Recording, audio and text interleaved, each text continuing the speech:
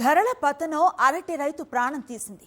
ఓవైపు అరటి పంట దిగుబడి తగ్గిపోవటం, మరోవైపు పండిన పంటకు గిట్టుబాటు ధర లేక యువ రైతు ఆత్మహత్య చేసుకున్న సంఘటన అనంతపురం జిల్లా పుట్లూరులో జరిగింది. నాగలింగం 3 ఎకరాలతో పాటు అదనంగా కాలుకు తీసుకొని అరటి పంటను సాగు చేస్తున్నాడు. పంట చేతికొచ్చే సమయంలో ధర పడిపోయింది. దీంతో యువ అరటి రైతు నాగలింగం బలవన్మరణానికి పాల్పడ్డాడు.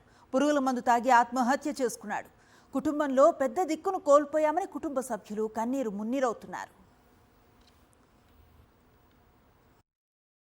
4 ఏళ్ల నుంచి అరటిని పెట్టుతూ అరటిలో నష్టాలు చెందడం వల్ల ఈ రోజు అప్పుల వాళ్ళు కూడా ఒత్తిడి చేయడం వల్ల అరటి పంట గిట్టుబాటు లేక ఈ రోజు ఆత్మహత్య చేసుకున్నారు సార్. మొదటి కారణము అరటి సాగుబడిలో లాభము లేక అరటి గిట్టుబాటు ధర లేని దాని వల్లే నిష్కారణంగా మా వాడు 2 పిల్లలు 2 కుమారులు 1 భార్య ఉన్నారు సార్.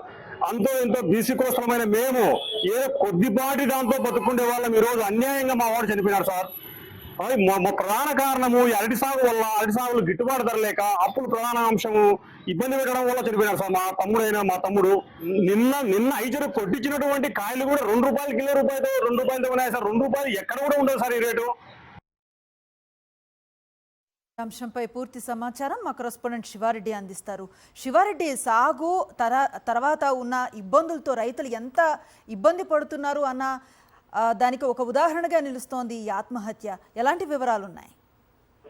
ఖచ్చితంగా, ఎందుకంటే అరటి పంటకు గిట్టుబాటు ధరలు లేకపోవడంతో రైతులు అనేక కష్టాలు నష్టాలు ఎదుర్కొంటున్న పరిస్థితుల నేపథ్యంలో ఈ రోజున అనంతపురం జిల్లా సింగనమల నియోజకవర్గం పుట్లూరు మండలం ఎల్లుట్ల గ్రామంలో ఒక రైతు ఆత్మహత్య చేసుకోవడం పూర్తి స్థాయిలో విషాదం నింపిందని చెప్పాలి. వాస్తవానికి నాగలింగం అనే రైతు 3 ఎకరాల్లో అరటి పంటను సాగు చేశారు. అయితే ఆ పంట దిగుబడి వచ్చింది. ఈ పంటను మార్కెట్ లో విక్రయించే నేపథ్యంలోనే ఇప్పుడు అరటి పంటకు దాదాపుగా గిట్టుబాటు ధర లేకపోవడం, 20-25 రూపాయలు ఉండాల్సిన ధర, అంటే టన్ను 20-25 రూపాయలు టన్ను ధర కేవలం 2 నుంచి 3 రూపాయల దాకానే ఉండడంతో పెట్టిన పెట్టుబడులు కూడా రావు, మార్కెటింగ్ ఫెసిలిటీ లేదు, అదేవిధంగా అప్పులు తీర్చే మార్గం లేకపోవడంతో ఒకసారిగా రైతు నాగలింగం మనస్తాపం చెందారు. ఈ నేపథ్యంలోనే గ్రామంలోనే పురుగు మందు తాగి ఆత్మహత్య చేసుకున్న పరిస్థితి కనిపిస్తుంది.